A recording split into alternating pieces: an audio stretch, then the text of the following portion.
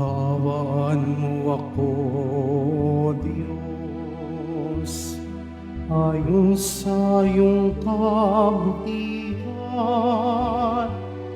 ayon sa laki ng iyong abak, pawin ng aking kasamahan. Hugasan ako sa aking pagkakasala at linisin sa aking kasalanan. Kaawaan mo ako, O Diyos, ayon sa iyong kabutihan, ayon sa laki ng iyong habag, pawiin ang aking kasamaan.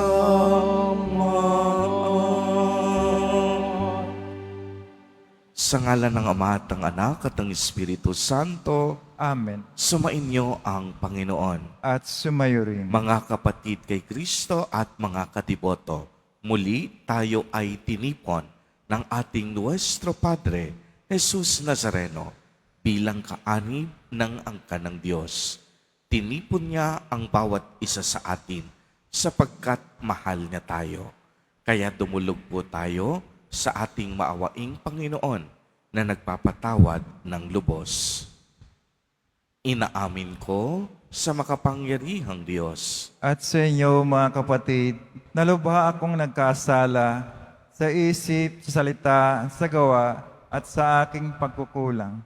Kaya isinasamo ko sa mahal na Birheng Maria, sa lahat ng mga anghel at mga banal, at sa inyo, mga kapatid, na ako'y ipanalangin sa Panginoong ating Diyos. Kaawaan tayo ng makapangyarihang Diyos. Patawarin tayo sa ating mga kasalanan at patnubayan tayo sa buhay na walang hanggan. Amen. Panginoon, kaawaan mo kami. Panginoon, kaawaan mo kami. Kristo, kaawaan mo kami. Kristo, kaawaan mo kami. Panginoon, kaawaan mo kami. Panginoon, kaawaan mo kami. Manalangin tayo. Ama naming makapangyarihan, sa pagganap namin sa 40 araw ng paghahanda, ang aming kalooban ay iyong pagindapatin para sa pagdiriwang ng Pasko ng pagkabuhay upang masaya naming maipahayag ang magandang balita ng inyong pagliligtas sa pamamagitan ni Hesukristo kasama ng Espiritu Santo magpa sa walang hanggan. Amen. Magsipo muna ang lahat. Pagbasa mula sa aklat ni Propeta Ezekiel. Bumalik kami sa pintuan ng templo. Sa ilalim nito'y may agos ng tubig papunta sa silangan. Ang templo'y paharap sa silangan. Ito'y nagmumula sa gawing timog na bahagi ng templo, sa gawing timog ng altar. Lumabas kami sa pintuan sa gawing hilaga at iniligid niya ako, papalabas sa pintuan sa gawing silangan. Doon ay may mahinang agos ng tubig mula sa gawing timog ng hagdanan. Nagtuloy kami sa gawing silangan. May hawak siyang panukat. Sumukat siya ng 500 metro. Pagkatapos, lumusong kami sa tubig na hanggang bukong-bukong. Sumukat uli siya ng 500 metro at nang lumusong kami sa tubig, ito'y hanggang baywang. Sumukat uli siya ng 500 metro, ngunit yaon ay isa ng ilog at hindi na ako makalusong. Malalim ang tubig at kailangang languyin upang matawid. Sinabi niya sa akin, "Tao, tandaan mo ang lugar na ito." Naglakad kami sa pangpang ng nasabing ilog. Nang ako'y pabalik na, Nakita ko ang makapal na puno sa magkabilang pangpang ng ilog. Sinabi niya sa akin, ang tubig na ito ay papunta sa dakong silangan hanggang dagat na patay. Pag-abot nito sa dagat na patay, malilinis ang tubig nito. Lahat ng lugar na maugusan nito ay magkakaroon ng lahat ng uri ng hayop at isda. Pagdating ng agos na ito sa dagat na patay, magiging tabang ang tubig ng dagat. Lahat ng lugar na abutin nito ay magkakaroon ng buhay. Sa magkabilang pangpang ng ilog ay tutubo ang sari-saring punong kahoy na makakain ang bunga. Hindi malalanta ang mga dahon nito, ni mawawala ng bunga, pagkat ang didilig dito ay ang tubig na umaagos mula sa templo. Ito ay patuloy na mamumunga sa buong taon. Ang bunga nito ay pagkain at gamot naman ang mga dahon. Ang salita ng Diyos. Salamat sa Diyos. Diyos na makapangyarihay, kapiling natin kanlungan.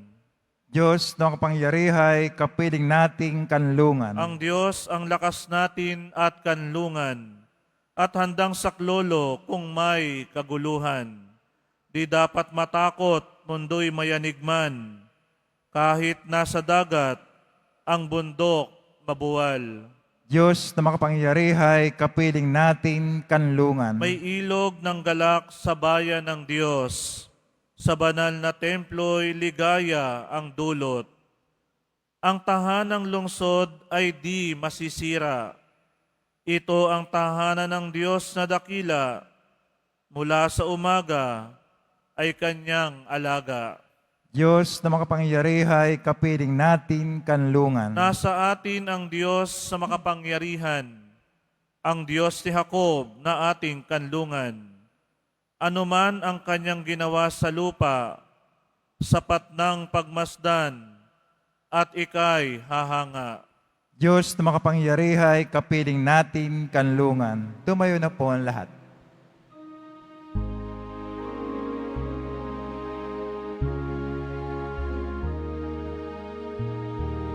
Nagpupuri kami sa'yo, Panginoong Jesucristo. Nagpupuri kami sa'yo, Panginoong Jesucristo. Diyos ko sa kigawad, lobing tunay at tapat, puso ko'y gawin mong wagas, nang manauni ang galang, bunga ng iyong pagliligtas.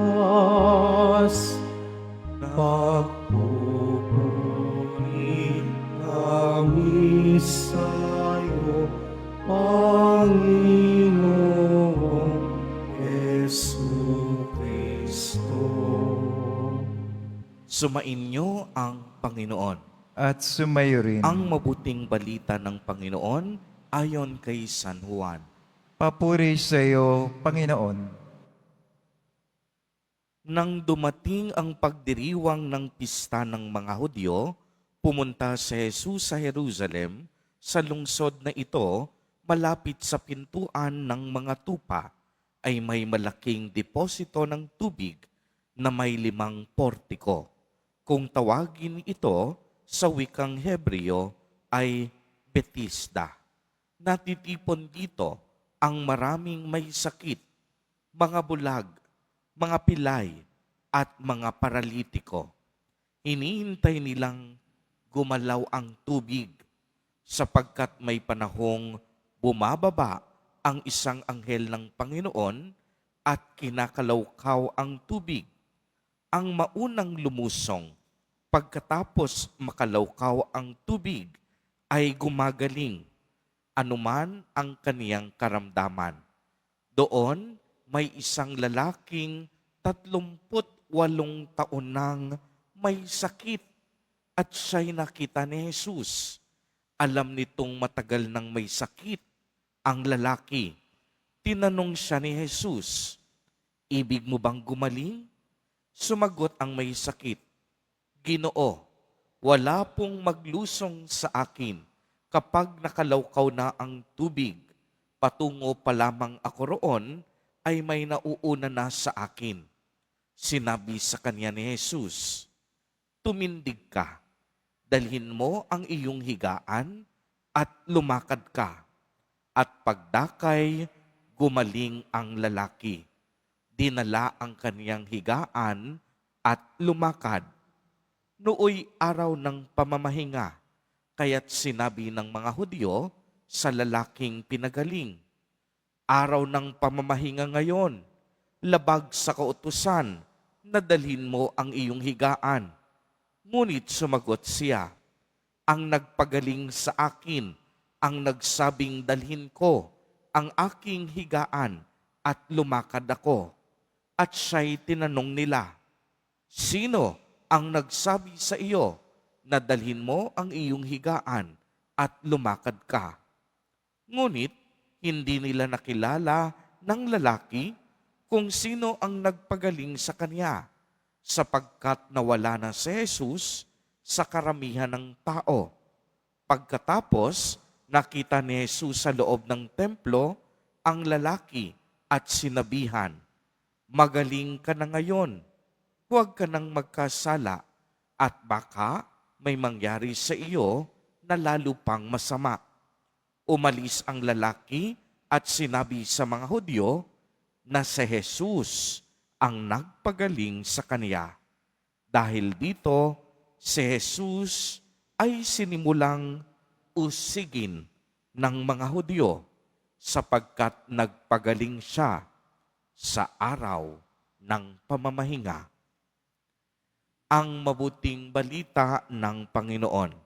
Pinupuri ka namin, Panginoong Jesucristo. Magsiupo muna ang lahat. Sinasaad po sa ating unang pagbasa ang isang pangitain ni Propeta Ezekiel tungkol sa tubig na dumadaloy mula sa kanang tagiliran ng templo.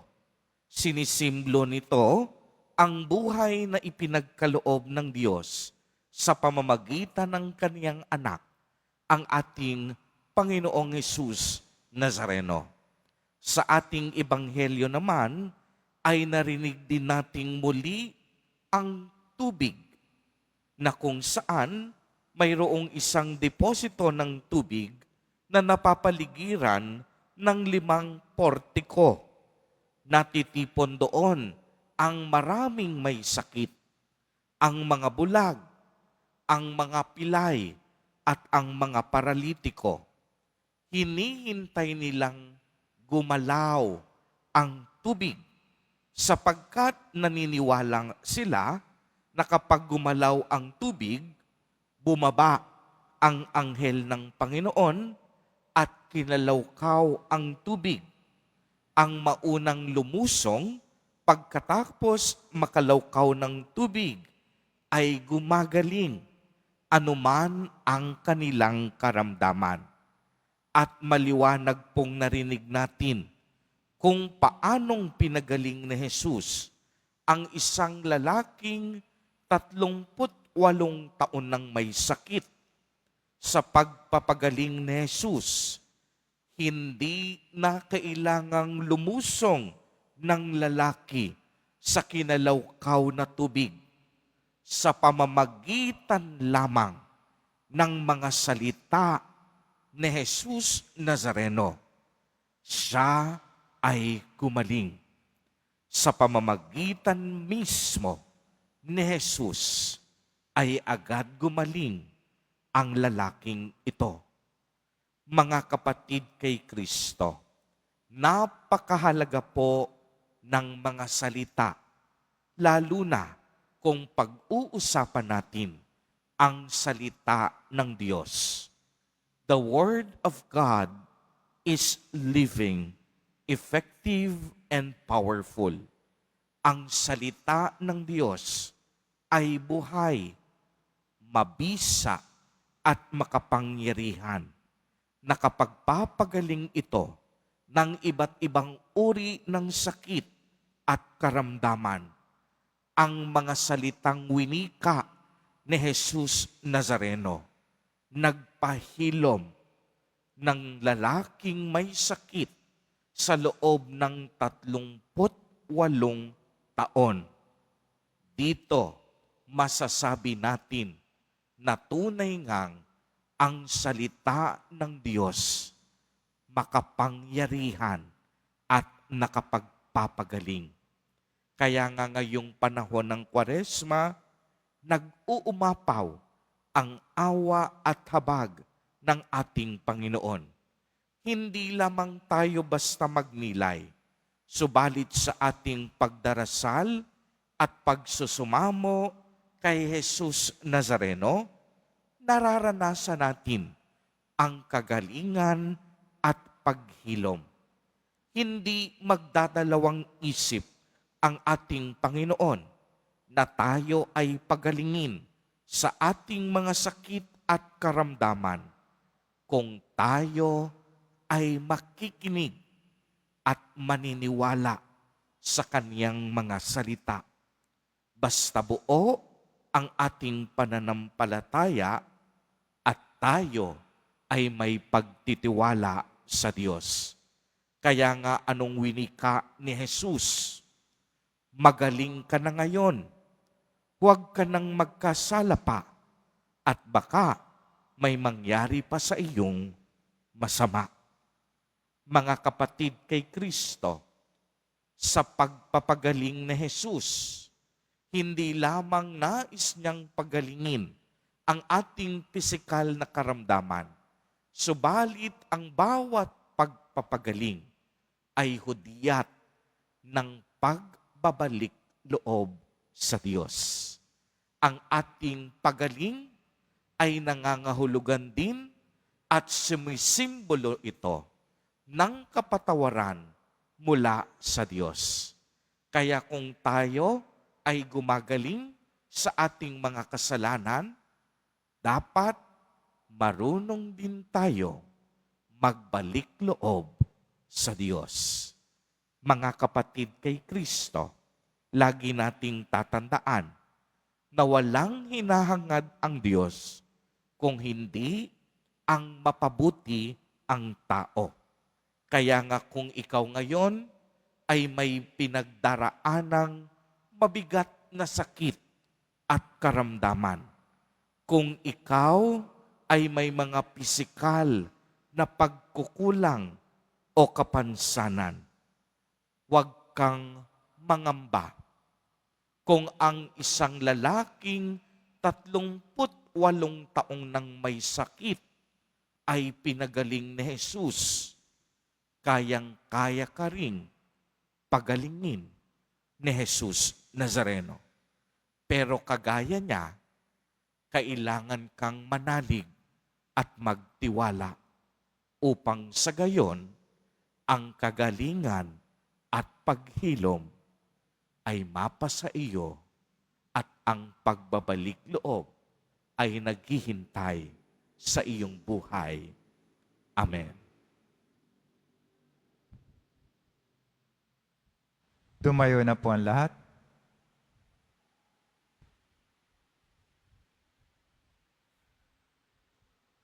Minamahal kong mga kapatid, habang higit nating nakikilala ang Diyos, lalo nating nauunawaan na lubos tayong umasa sa Kanya. Alam natin na marami tayong mga kahinaan at wala tayong magagawa kung hindi niya tayo tutulungan. Kaya't manalangin tayo sa Kanya, banal na tagapagpagaling, tulungan mo kami.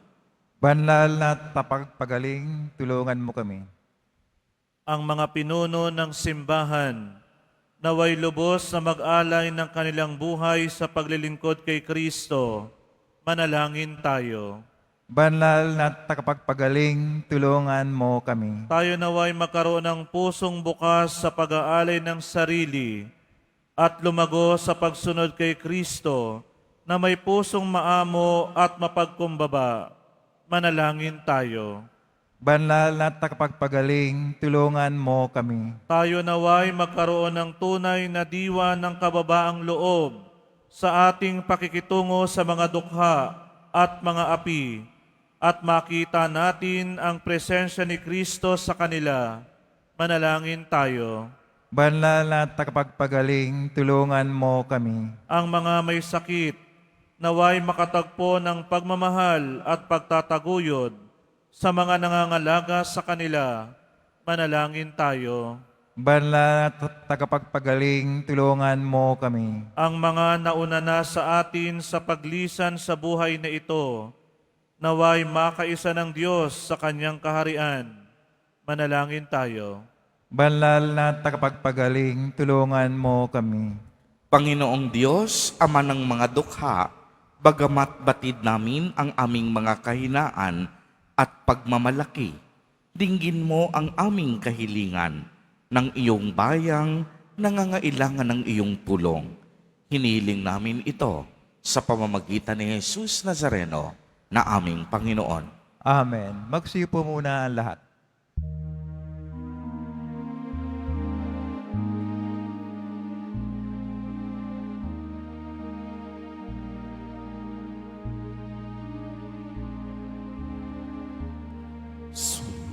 Sumasamo kami sa'yo, marapat inyaring alay. Panginoon, tanggapin mo itong alak at tinapay.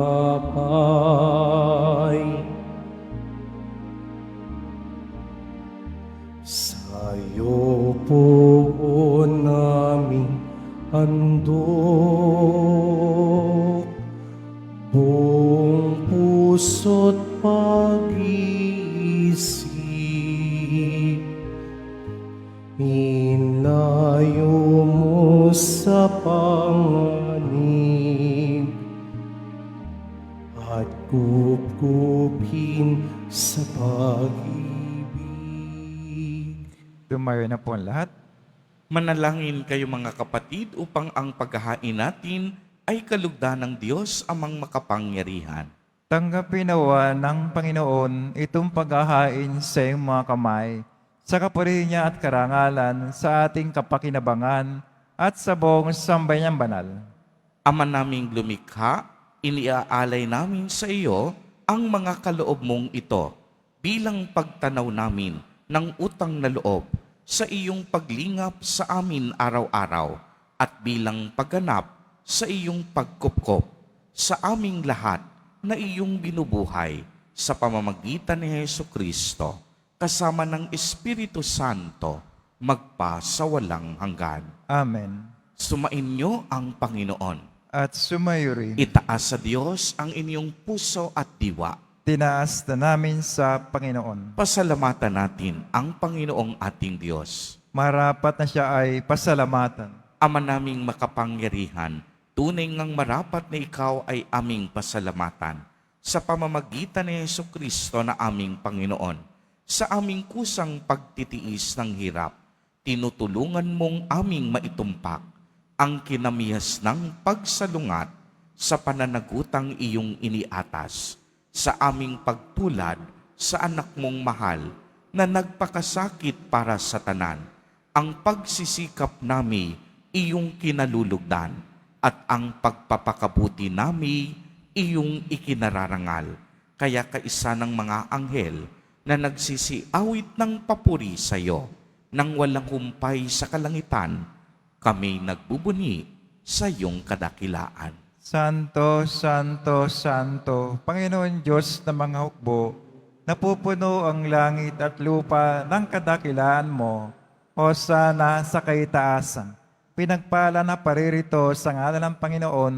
Hosana sa kaitaasan. Magsilod po ang lahat. Ama naming banal, ikaw ang bukal ng tanang kabanalan. Kaya't sa pamamagitan ng iyong Espiritu, ay gawin mo pong banal ang mga kaloob na ito upang para sa amin ay maging katawan at dugo ng aming Panginoong Jesucristo. Bago niya pinagtiis ang kusang loob na maging handog, hinawakan niya ang tinapay, pinasalamatan kaniya, pinagati-hati niya iyon, iniabot sa kaniyang mga alagad at sinabi, "Tanggapin ninyong lahat ito at kanin. Ito ang aking katawan na ihahandog para sa inyo."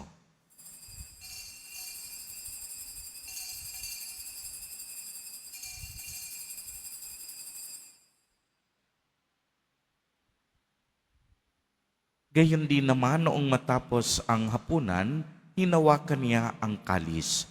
Muli kaniyang pinasalamatan. Iniabot niya ang kalis sa kaniyang mga alagad at sinabi, "Tanggapin ninyong lahat ito at inumin. Ito ang kalis ng aking dugo, ng bago at walang hanggang tipan. Ang aking dugo na ibubuhos para sa inyo at para sa lahat sa ikapagpapatawad ng mga kasalanan. Gawin ninyo ito sa pag-alaala sa akin."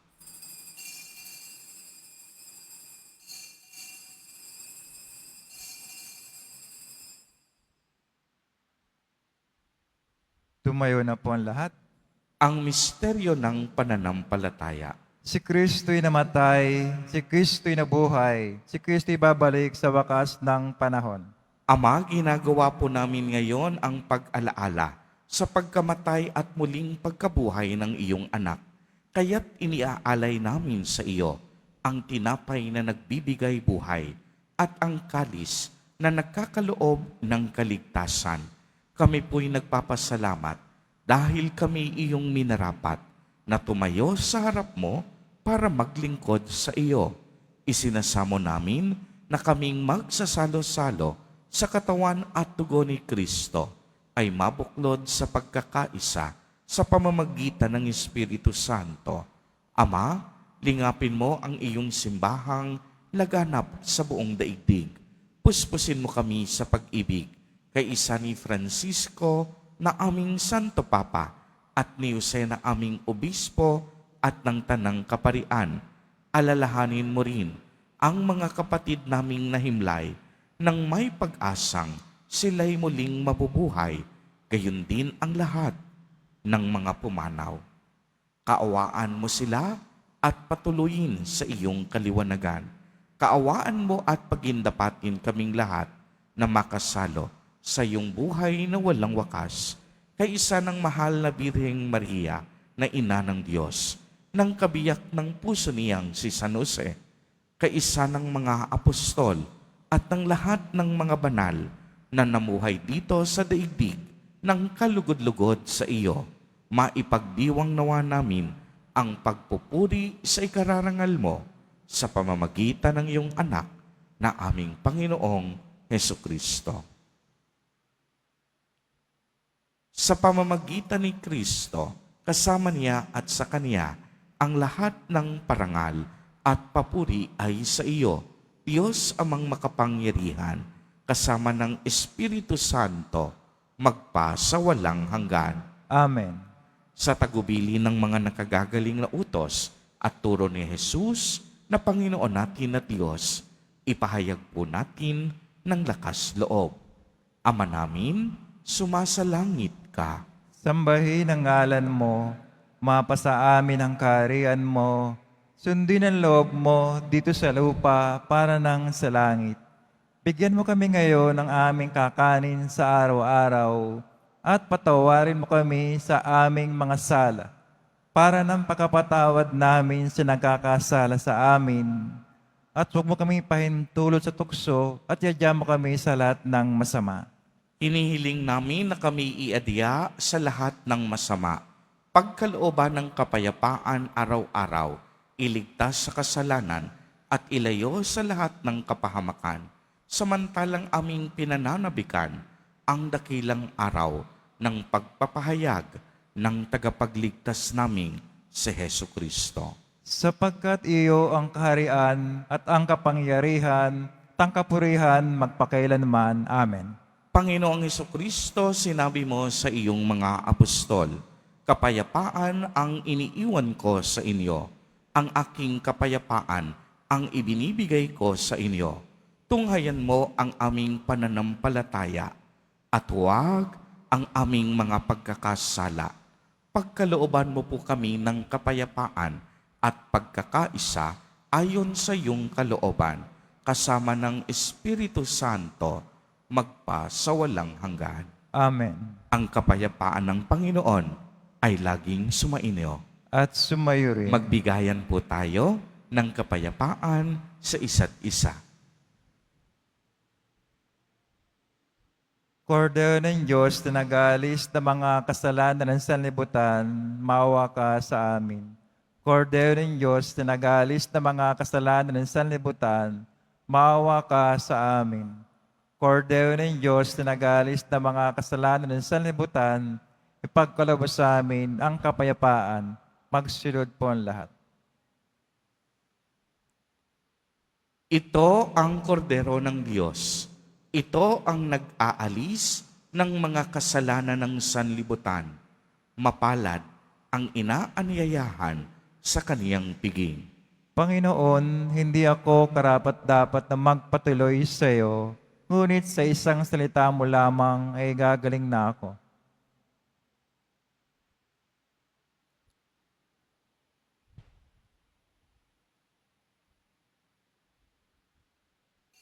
Para sa lahat ng tatanggap ng banal na komunyon, sasagot po tayo ng Amen. Pagkasabi ng pari o lay minister ng katawan ni Kristo.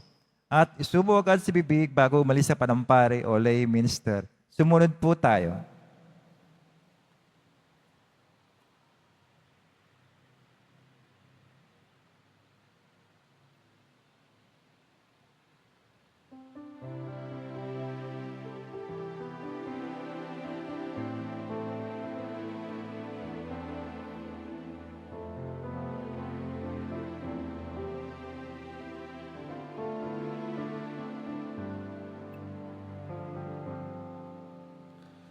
Tagal nang nawala, ang apoy ay nanghina. Init ng pag-ibig, dahan-dahang nang namig. Sa bilis ng panahon, ang pangako'y nalimutan.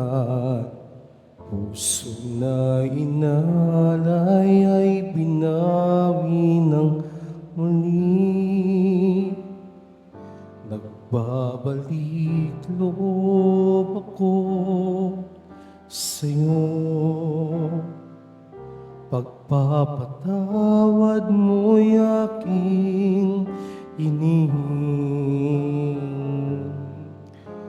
Linisin mo, hugasan mo, palitan ng aking puso. Nagbabalik loob ako, nagbabalik loob ako, nagbabalik loob ako, Jesus.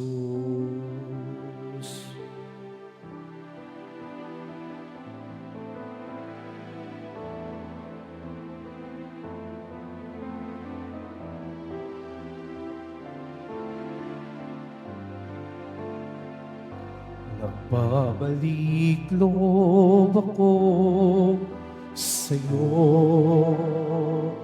Pagpapatawad mo'y aking inihing. Linisin mo, hugasan mo, palitan ng aking puso. ako. Nagbabalik loob ako. Nagbabalik loob ako. Nagbabalik loob ako. Jesus.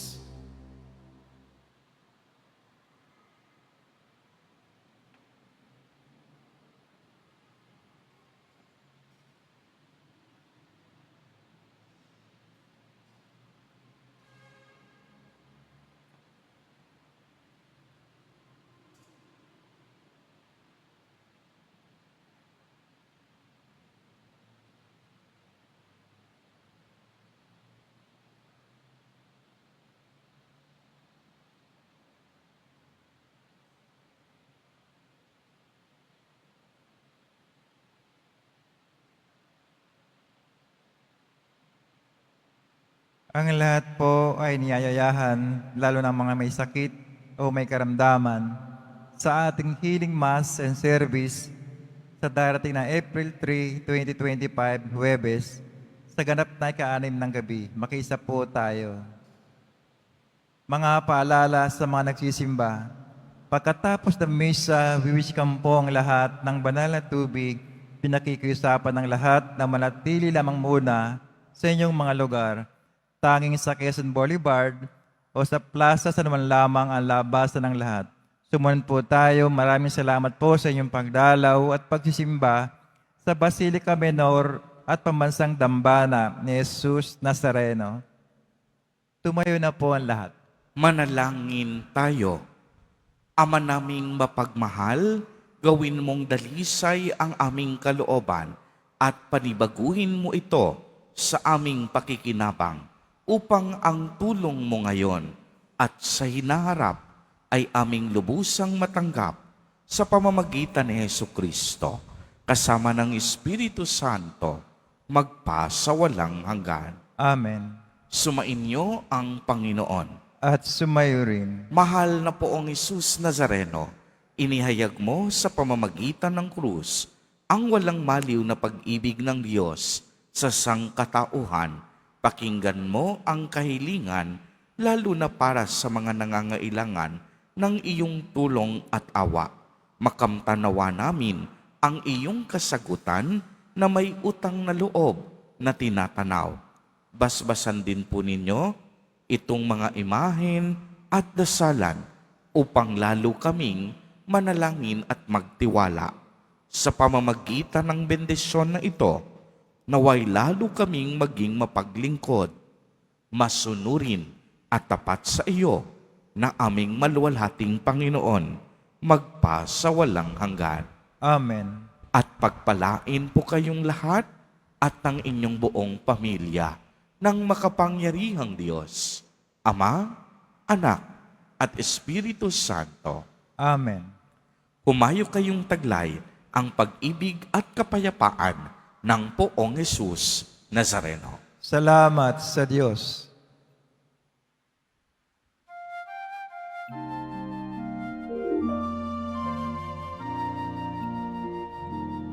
Nuestro Padre Jesus Nazareno, sinasamba ka namin, pinipinto ka namin, parang ang aming buhay at kaligtasan. Nuestro Padre Jesus Nazareno, iligtas mo kami sa kasalanan. Ang krus mong kinamatayan ay sagisag ng aming kaligtasan. Nuestro Padre Jesus Nazareno, dinarangal ka namin.